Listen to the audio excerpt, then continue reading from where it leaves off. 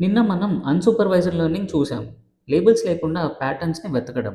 కానీ రియల్ లైఫ్‌లో మనం బుక్స్ చూసి తక్కువ నేర్చుకుంటాం. దెబ్బలు తిని ఎక్కువ నేర్చుకుంటాం. మరి ఏఐ కూడా మనలాగే ట్రయల్ అండ్ ఎర్రర్ మెథడ్‌లో నేర్చుకోగలదా? ఇమాజిన్ మీరొక కొత్త గేమ్ ఆడుతున్నారు. సూపర్ మారియో అనుకుందాం. మీకు రూల్స్ తెలీదు. ముందుకు వెళ్లారు, కాయిన్ వచ్చింది +10 పాయింట్స్.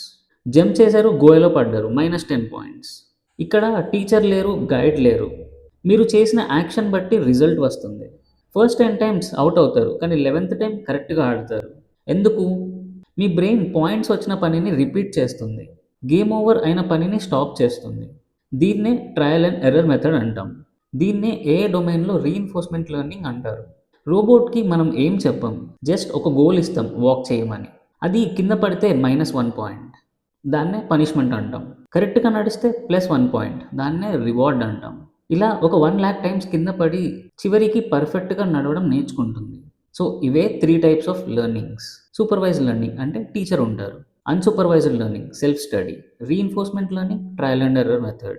అసలు ఈ ఇన్ఫర్మేషన్ అంతా ఏఐ తన బ్రెయిన్‌లో ఎలా స్టోర్ చేసుకుంటుంది?